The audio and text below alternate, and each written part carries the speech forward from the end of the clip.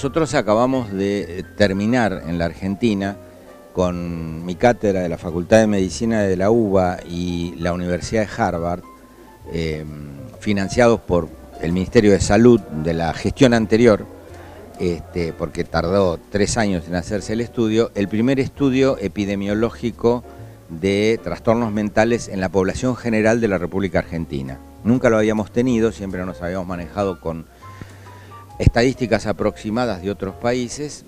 Lo hicimos aquí, lo hicimos para la Argentina, un desarrollo de ciencia nacional que creo que fue muy importante porque va a permitir tener datos para la planificación de salud pública y también datos para la formación de recursos humanos. Allí comprobamos que en la Argentina, como más o menos en el promedio de los países del mundo, de esos trastornos, los más abundantes son la depresión, los trastornos de ansiedad o angustia y las adicciones de todo tipo, con predominio fundamentalmente, como mostraban las estadísticas que presentó el doctor Ziegler aquí en la provincia de Tucumán, con predominio del alcohol, sobre todo en personas de edad media y más años, ¿no? Esto no quiere decir que los jóvenes no consuman alcohol, sí, lo que pasa es que lo consumen mezclado con otras sustancias, ¿no es cierto? Por supuesto los jóvenes que lo hacen, no todos los jóvenes. Una de las cosas importantes en este tema es no demonizar a la juventud, no demonizar a la adolescencia, ¿no es cierto? Con este tema de que todos son adictos o todos se drogan, etcétera. Al contrario, creo que nosotros tenemos una juventud muy sana. Pero, lamentablemente, algunos de ellos, intentando acercarse a estas sustancias, desafiando su presencia, etcétera, y cuando tienen alguna base, digamos, en su personalidad, pueden quedar atrapados en una dependencia y esto los vuelve muchísimo más vulnerables, ¿no es cierto? Pero lo predominante desde el punto de vista de los tradicionales trastornos mentales son los trastornos ligados a la depresión y a la ansiedad. El diagnóstico de depresión y ansiedad, de trastorno depresivo, se hace con un umbral más bajo, es decir, que más personas con cuadros de ese tipo más ligeros que antes pasaban desapercibidos entran en la estadística, pero lo cierto es que las cifras muestran eso, ¿no es cierto? ¿Por qué ocurre? Es una pregunta sumamente interesante. No sé si solamente puede o debe ser respondida por los psiquiatras. Creo que atravesamos tiempos en nuestra cultura, porque estas cifras que yo le menciono son fundamentalmente de los países occidentales. No sabemos exactamente qué pasa en los países de Oriente, salvo algunos casos particulares en los que hay algunos datos, pero estos son fundamentalmente Europa, Estados Unidos, América Latina, Australia, Nueva Zelanda. Yo creo que atravesamos una época sumamente difícil, que seguramente genera incertidumbres, miedos, y esto puede traducirse en las personas más vulnerables en deslizamientos a cuadros de angustia y ansiedad caracterizados como para ser ubicados dentro de los trastornos mentales. En los pacientes con problemas mentales hay como distintos grupos. Hay un grupo de pacientes que tienen angustia y que la angustia en sí lo lleva a consultar. Ahora que la angustia es un síntoma, es como el dolor de cabeza. Uno puede tener dolor de cabeza por múltiples circunstancias diferentes. Uno puede tener también, en realidad, más que angustia, críticas de los familiares o de los amigos y que le digan que uno es insoportable o que uno hace no sé qué cosa. Entonces, en realidad, termina consultando no por lo que uno sufre, sino por lo que hace sufrir a los demás o porque los demás se dan cuenta de que algo está mal. Eso se llama cuando uno sintoniza con sus síntomas, cuando uno es egosintónico con sus síntomas. Y ahí muchas veces la cuestión en algún sentido se hace más difícil, ¿no? Por ejemplo, algunos adictos, que es una de las patologías de esta época, el adicto no se da cuenta que tiene un problema.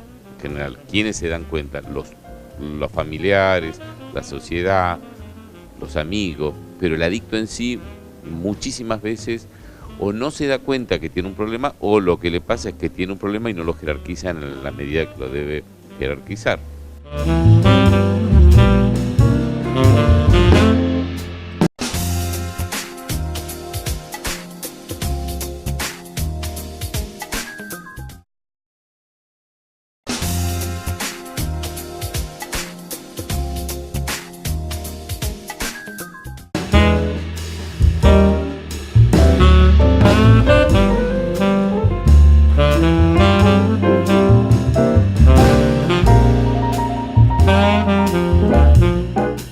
familia en los cuadros depresivos a veces ayuda a mantener los circuitos depresivos, ¿no? Entonces muchas veces no solo es el acompañamiento familiar, sino que la familia tiene que, si yo veo que una persona estaba deprimida, la familia está de una determinada manera, se deprime, vuelve al lugar y la familia sigue estando exactamente igual que como estaba, algo tiene que cambiar.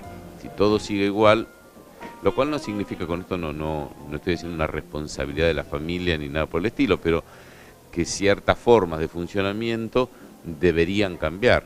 Como yo le diría, si uno tiene una pata rota y está en la casa de uno y la gente viene, lo atiende, le dice, bueno, hace una cosa, y si cuando uno deja de tener la pata rota, la gente en la familia le sigue diciendo, bueno, pone la pata arriba de la mesa, hace tal cosa, obviamente algo no está funcionando bien, ¿no? Algo debería cambiar porque la situación es distinta. Entonces, cuando algo cambia, es esperable que el sistema cambie. La salud mental, en principio, uno tendría que pensar que no es solo el psiquiatra el que debería estar, que sí, sino que además hay otras profesiones que deberían formar parte del sistema de atención. Tenemos terapistas ocupacionales, asistentes sociales, psicólogos, también hay acompañantes terapéuticos, por supuesto el psiquiatra y toxicólogos, depende en qué momento lo haya. La Argentina en volumen, en cantidad, es el país que más recurso humano tiene en salud mental. Esto no quiere decir que lo tengamos distribuido de forma adecuada, ni todos estén haciendo lo que necesita el sistema. Quizás tenemos muchos en un área y pocos en otro. Y esto tenemos un problema de distribución y estamos trabajando en eso. Hasta mediados de la década del 50 del siglo pasado, lo único que se podía hacer por un trastorno psicótico era tenerlo en una casa, en un hospital y darle alimento. Hoy prácticamente es innecesaria la internación, con la medicación que tenemos la persona hace una vida casi normal. O sea, no excelente porque tiene su problema, pero una vida bastante adecuada. La medicación ha logrado que la mayoría de los problemas en el área de la salud mental se puedan atender ambulatoriamente. Hay un problema grave que tiene que ver el relacionado a las conductas humanas, o sea, ya no al problema de enfermedad mental, para decirlo coloquialmente, sino a la conducta humana. Y ahí tenemos a veces la conducta suicida, la conducta adictiva y la conducta violenta. Esto tiene que ver con el contexto social en el cual se está viviendo y tiene que ver con la falta de esperanza. Y nosotros en eso estamos trabajando también, digamos, por un lado el contexto social tiene que ver con el desarrollo del país, pero también la forma de resolver los conflictos, la forma en que nosotros enfrentamos un problema puede ser o una manera violenta o una manera reflexiva. Nosotros estamos trabajando por un lado con el sistema educativo para trabajar con los chicos en desarrollar herramientas de la reflexión. Y por el otro lado estamos trabajando en el montado, por ahora a nivel plan piloto, en 8 hospitales distribuidos en el país para lo que se llama Comité de Violencia. El Comité de Violencia forma parte de todo el sistema del hospital, digamos, no solo el área de salud mental, y lo que hace el comité es, por un lado, registrar los casos de violencia y por el otro, armar grupos para, por un lado, las víctimas de la violencia que sepan y puedan resolver ese problema y no les quede eso como una marca, ni a los chicos que son víctimas, que les quede eso como el modo de afrontar los conflictos. Y para el victimario, más allá del castigo judicial que pueda corresponderle, también un grupo para que pueda reconvertir ese modo de relacionarse con el otro. Por ese modo de relacionarse, de pensar que yo puedo someter al otro, que yo puedo pegarle al otro, que yo puedo imponer por la fuerza mi punto de vista, también hay que reeducarlo para que no lo repita. No solo castigarlo, que corresponde, sino que también hay que reeducarlo.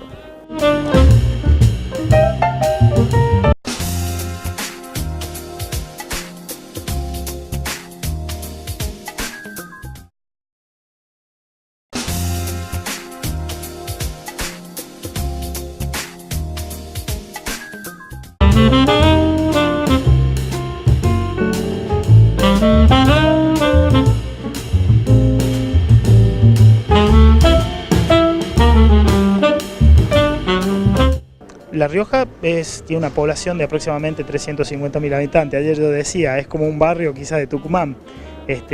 Por lo cual, si bien compartimos una región y hay algo que tenemos de similitud, cada provincia tiene sus características, ¿no? Entonces, idiosincráticamente somos por ahí diferentes, culturalmente también. Entonces, uno lo que tiene que hacer es trabajar, hablando de las políticas de salud mental, en todos los niveles, ¿no? Nosotros tenemos que trabajar sobre la prevención y la promoción, porque eso es lo que nos va a permitir mejorar estándares y calidad de vida. Pero también tenemos que trabajar en la asistencia y nosotros no vemos otra que el tema del trabajo interdisciplinario. Lo que nosotros tenemos que facilitarle a las personas es la accesibilidad, que las personas puedan acceder, que no estén dando vueltas y sobre todo ayudar desde las entidades públicas y también, o sea, gubernamentales y no gubernamentales, ayudar en la desestigmatización de los problemas de salud mental. Mucha gente no llega a los dispositivos, a los servicios de salud mental por la estigmatización, por esto de creer de que la salud mental no se puede hablar, es un tabú. Entonces uno también tiene que trabajar. Los problemas de salud mental son problemas transversales a todos los problemas de salud, o sea que todos podemos estar o sufrir en algún momento algún problema, lo cual uno, si se pone en esa postura, también quisiera tener la posibilidad de que se le brinde una mejor atención. Entonces nosotros trabajamos desde ahí, pensando que si nos puede pasar a nosotros queremos una buena atención y el Estado debe garantizar la buena atención, articulando siempre con lo privado, porque eso también hay que pensarlo, no tenemos que estar separados.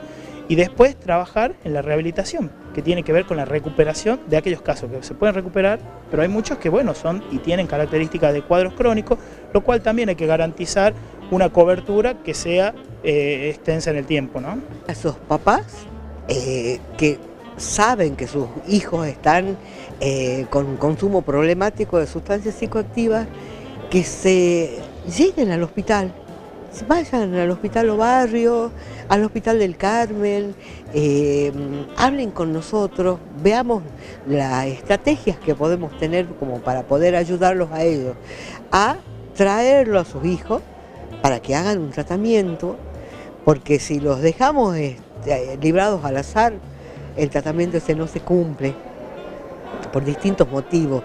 La droga está en la calle y está a mano de los niños, sobre todo de los adolescentes.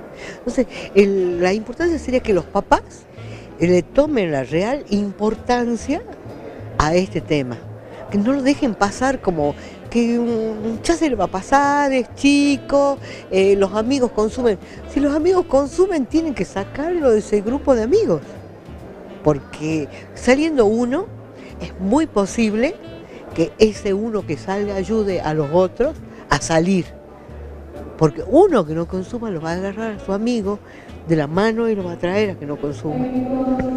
Así que sería como una cadena de ir sacando de a uno, porque evitar la venta no está en manos nuestras.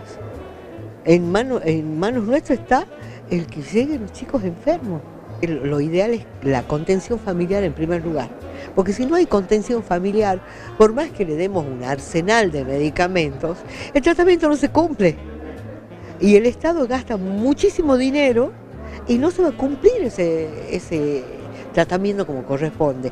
Pero si hay una familia que contiene, hay una familia que se pone a la par del chico, del adolescente, y lo ayuda y cumple con el tratamiento, ese chico va a salir.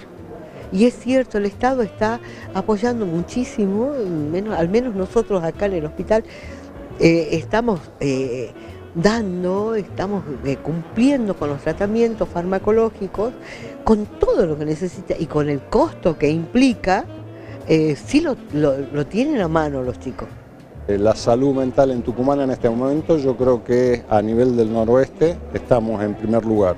Y creo que justamente esto nos va a servir para que podamos en red hacer que la planificación y la ejecución que tiene salud mental en la provincia de Tucumán la podamos compartir para que eso se extienda a todo el noroeste.